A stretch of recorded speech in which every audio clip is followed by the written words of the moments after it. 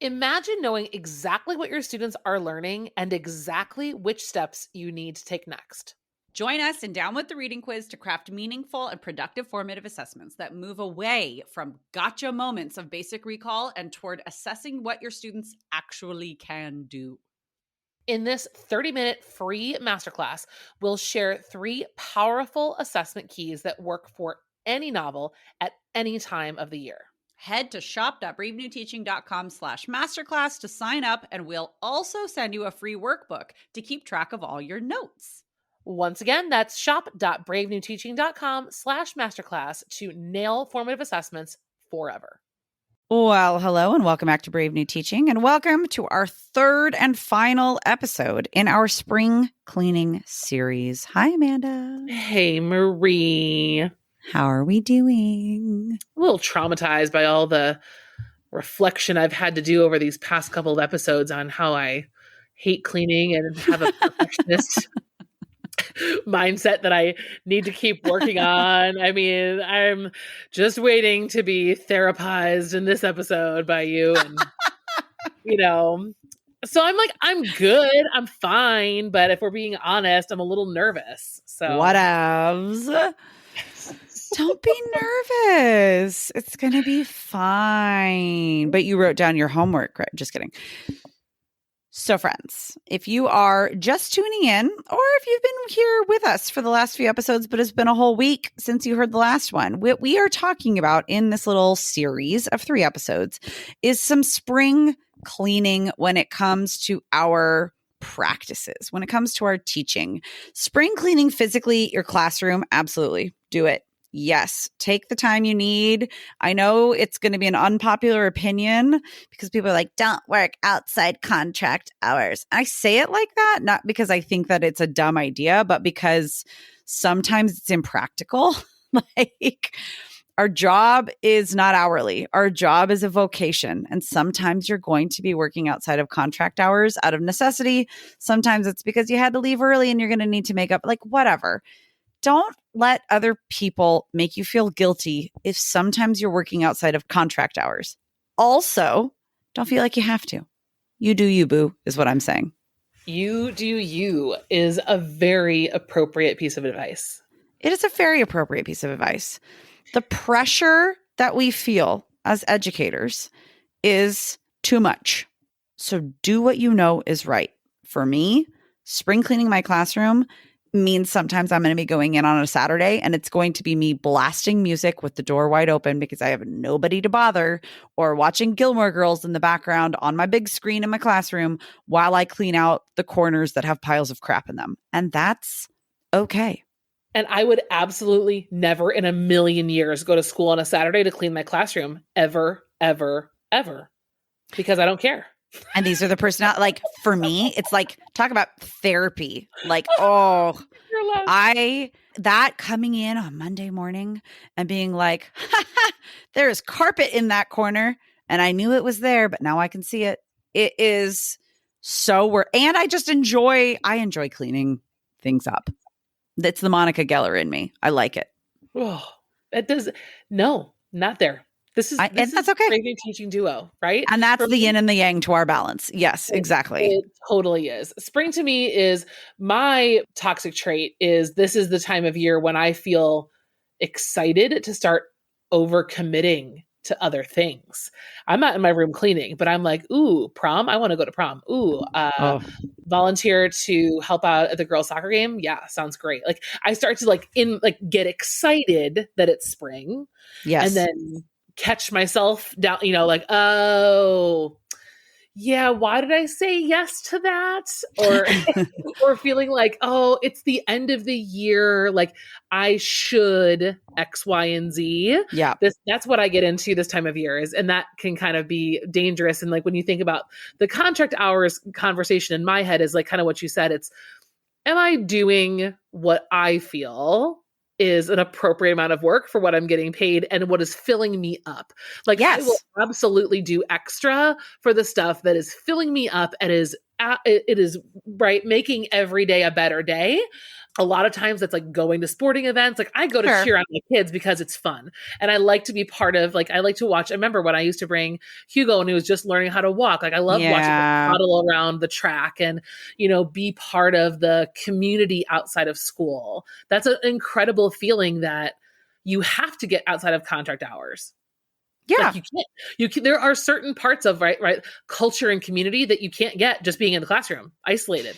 This is a conversation that I feel we've got a whole episode, if not more, coming, because Totally. I think we need to talk about some of the toxic traits that are coming out of the teaching world right now. And a lot of it is the conversation about contract hours and philosophy around contract hours and how to yes, because I'm never going to be like, you should be there. Shame on you for not working more. I'm also not going to be like, the bell rang and it's 30 minutes after, you should leave. Why are you doing more than you have to? Like, it's what fills you up. Spring cleaning.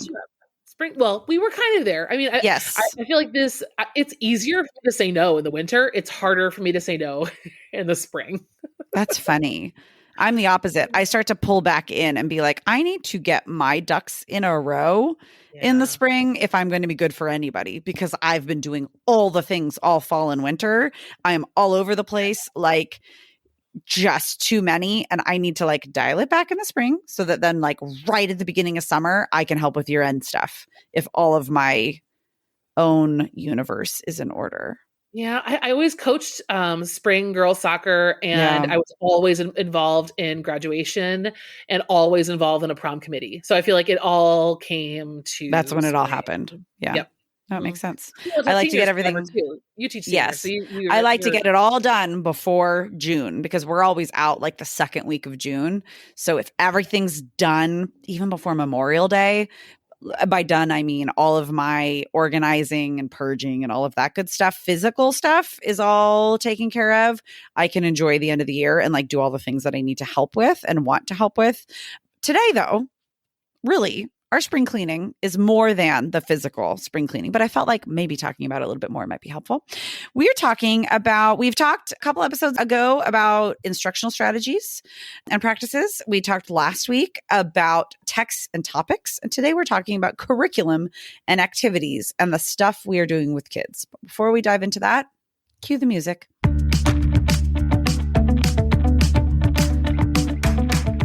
You're listening to Brave New Teaching, and we are so much more than a podcast. We give teachers the inspiration, support, and tools to challenge the status quo. I'm Amanda, and I'm a former English teacher from Illinois. And I'm Marie, and I'm a teacher from Southern California. Join us at bravenewteaching.com to find out more about our courses, festivals, and get every episode's show notes. We're so glad you're here. Enjoy the show.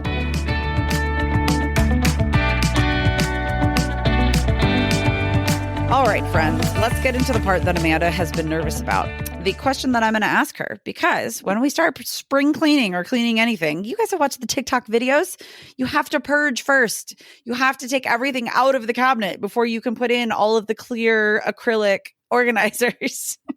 I'm so obsessed with all of those videos of people organizing their like bathroom under the sink cabinets. Just me? Okay. I like to watch them. They don't spur me to any action. Oh, they fill my bucket. Tell you what. I do love like the ADHD part of this perfectionist. I have perfectionism and ADHD working at the same time. It's very ugly. And so one of the side effects is a lot of shopping on Amazon. Like I watch these videos, I think, ooh, the solution is a bunch of stuff. Yes, this Lazy Susan, that one. I have a Lazy Susan in a box somewhere that I never actually used to organize anything. Right. Yeah.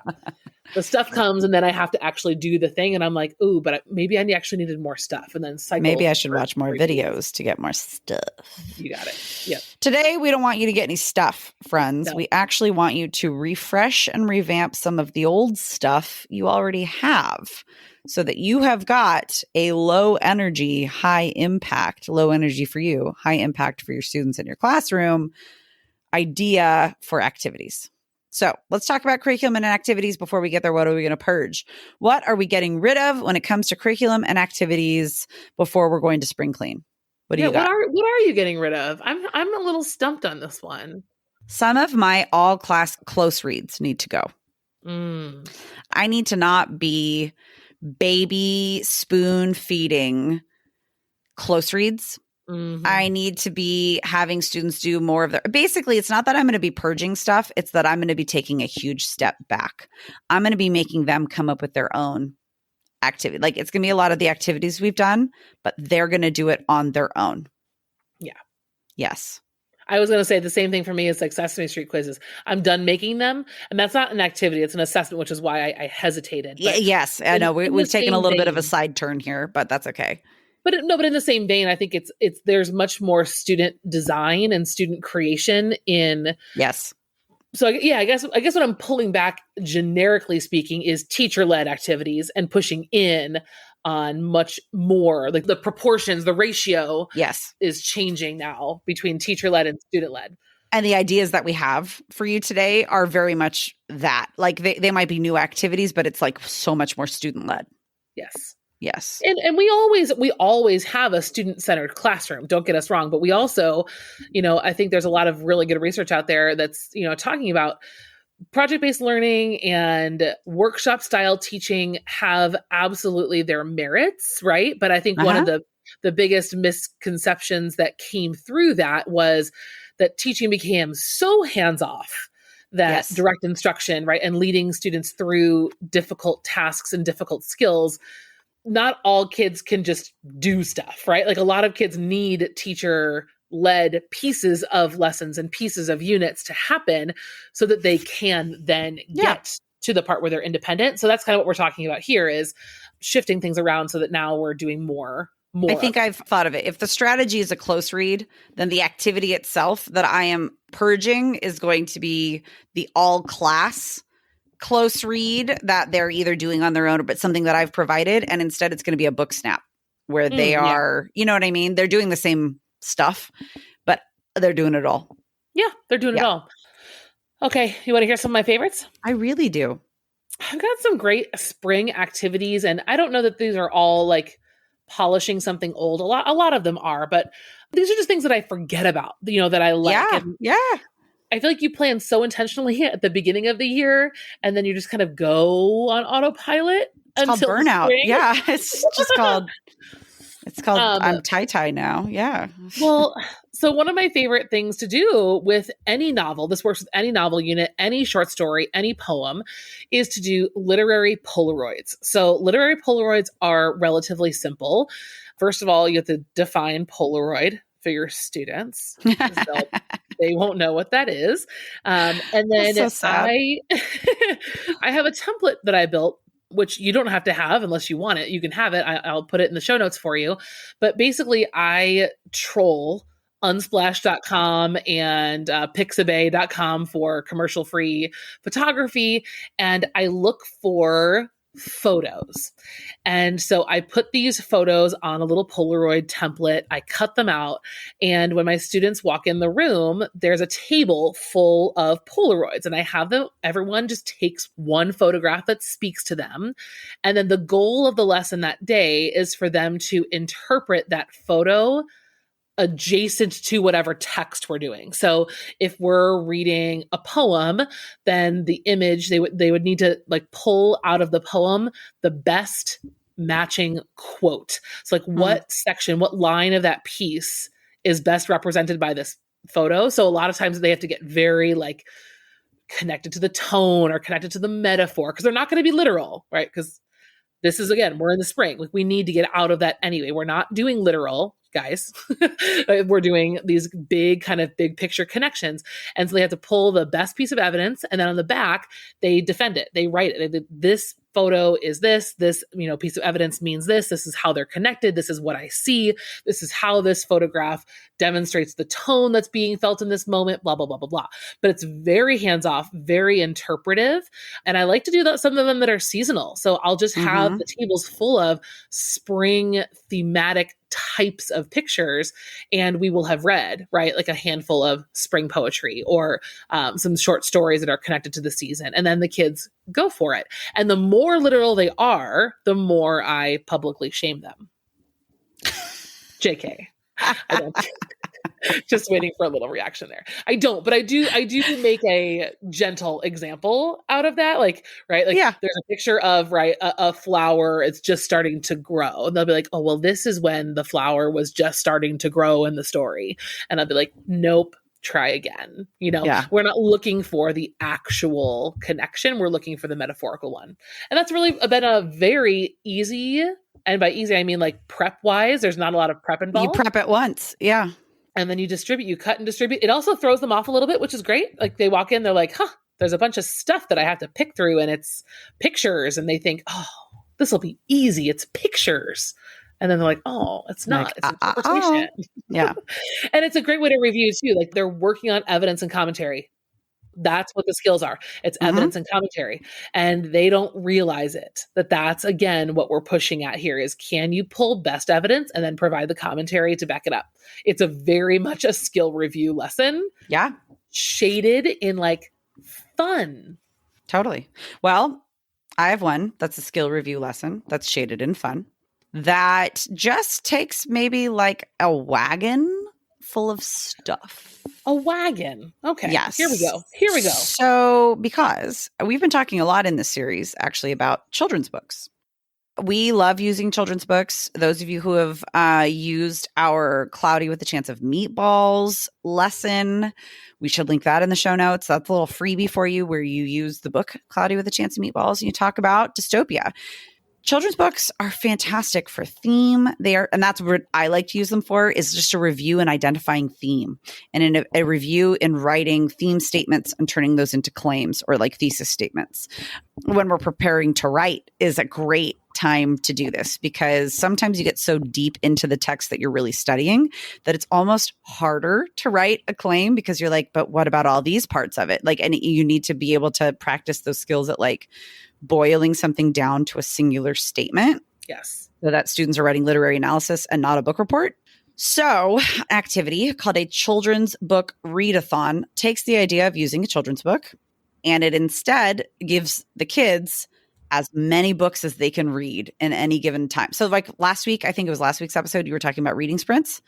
Fill your classroom, fill your chalkboard trays or your marker trays with just so many picture books.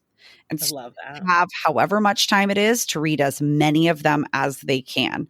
And then they're going to write, or you're going to discuss, or like whatever it is that you're going to do afterwards to like identify a bunch of themes, write a bunch of theme statements, write a bunch of claims, right? Identify trends in a bunch of the books so that you can find a theme that applies to many different books. What a great... I'm obsessed with this idea. The wagon is because books are really stinking heavy, bruh. They're often hardback. But like, I just go through my house and I go, vroom, shove them all into like my little rolly crate and put them all up in the room. You could go, you have your library card. I do. Library. Broom. And just, I mean, because we're talking high schoolers here, maybe this would work for middle schoolers too, though. Picture books, as many as you can fit in your classroom. It's great. It's just a refresh on skills, and it's something totally different. And like I've done it before. I read aloud to my class all the time, children's books. So why not have them do it themselves?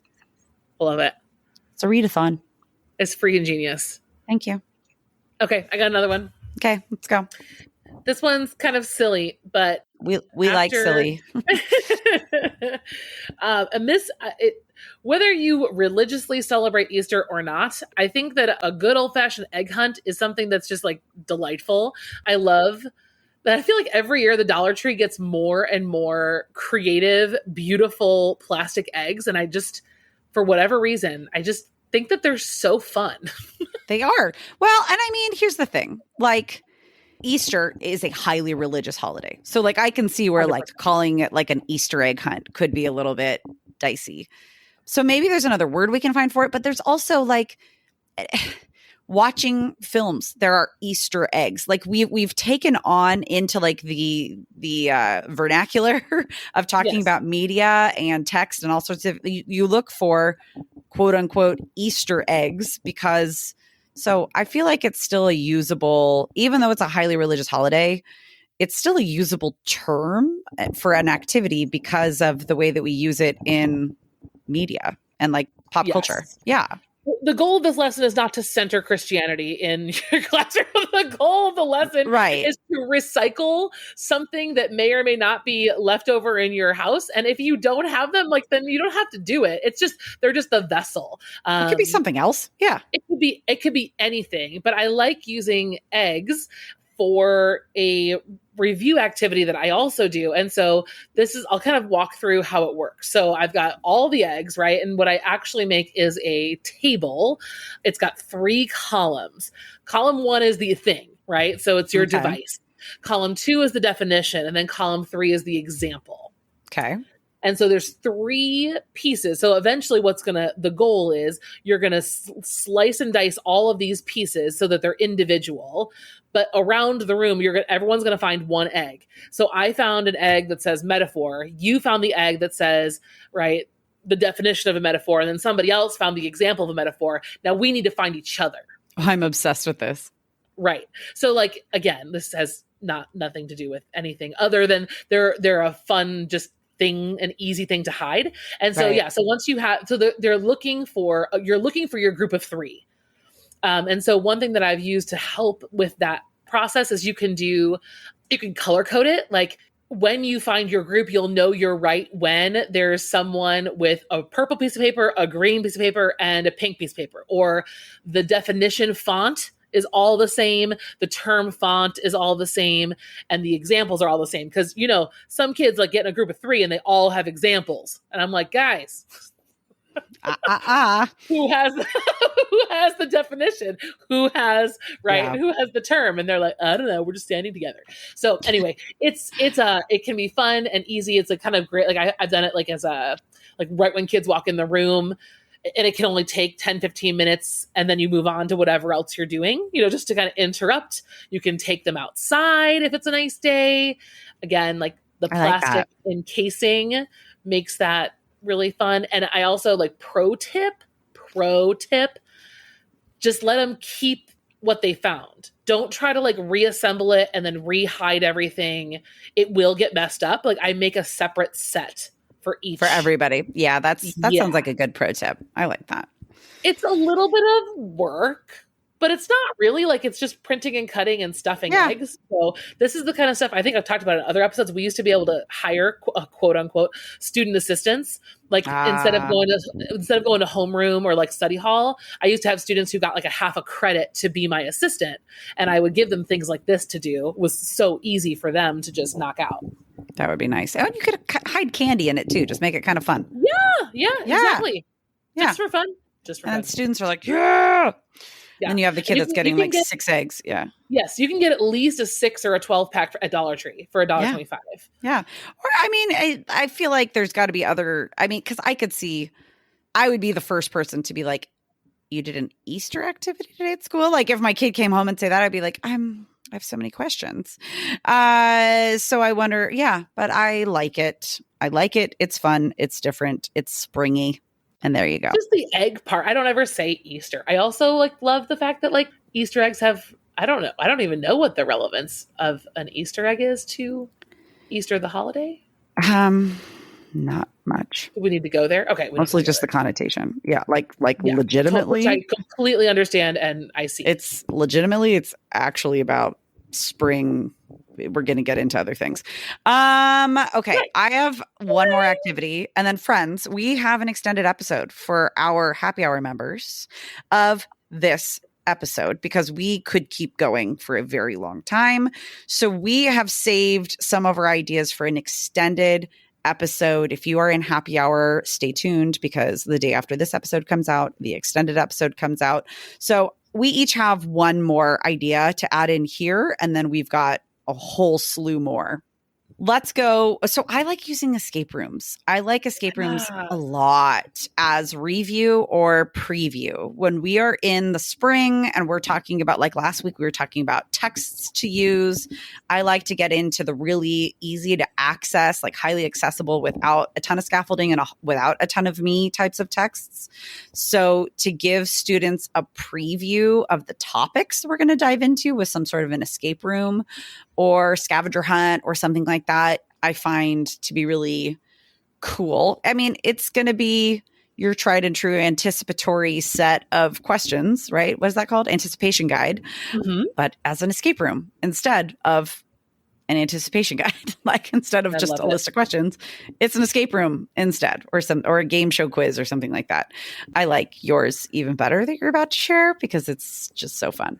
Oh my gosh. Mine is similar to yours in that it's kind of the quote gamified type of learning. So Poetry March Madness is, even if you're listening to this in a month, it's not March, any type of activity put on a bracket system. Oh yeah. And given a level of competition is a really fun way to shake things up. And, again, like if we're talking spring cleaning, you can take an old skill or take an old anything and just put it into a competition of some sort. So we did an episode, I think 2 years ago, all about how I do March Madness, how I break it down. So we will link the episode here. I'll also link the handouts. I've got all the handouts.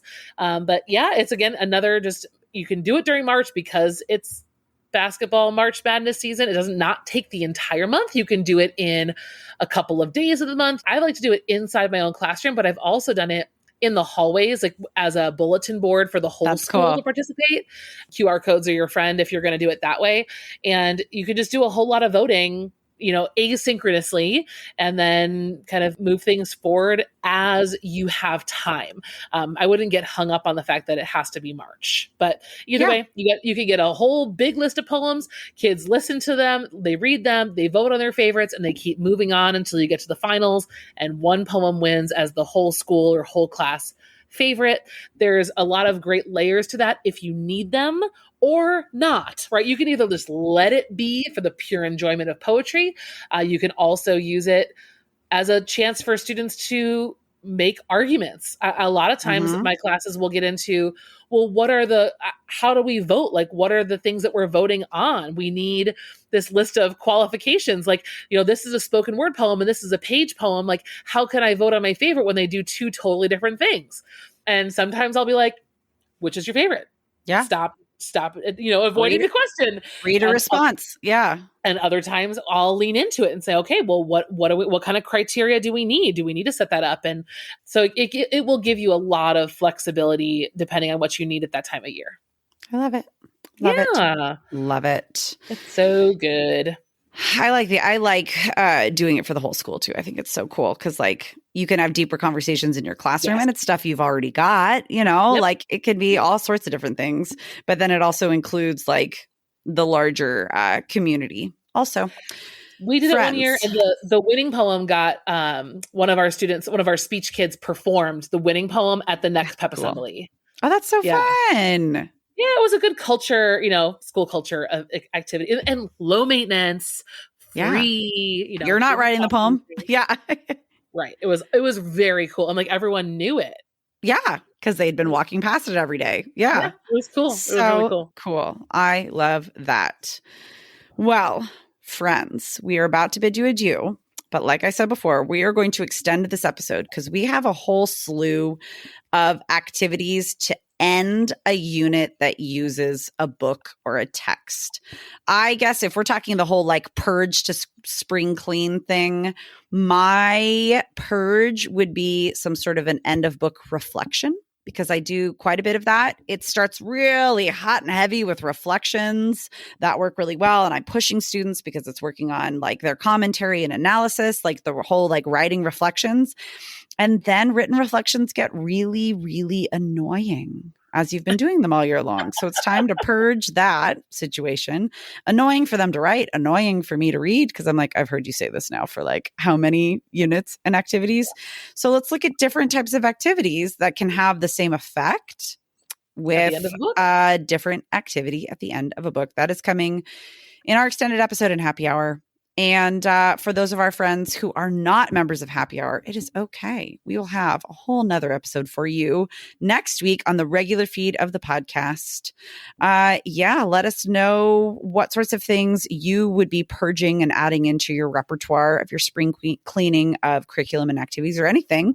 Leave us a voicemail. Send us an email. Let us know. We're going to start featuring stuff like that on the podcast more and more. Am I right? Yay. You're right. And I've said it before and I'll say it again. We would love to hear from you also in a review. Reviews are so important to the life of a podcast. And you know that we love coming here every week. And it just feels really good when we check the app and there's something there. Whether we recently got a really terrible one, but it was written by a bot. It was odd. It was like, which episode was that like inspired by? But I mean, it's cool. Like, I also appreciated the feedback. So noted. But we really do like hearing from you. And we really like the fact that other people read your reviews and then, just join us for the ride. We're so happy you're here. Yes, we are. Thank you so much for listening and joining us this week. Have a wonderful week at school, and we will see you next time. Bye. Bye.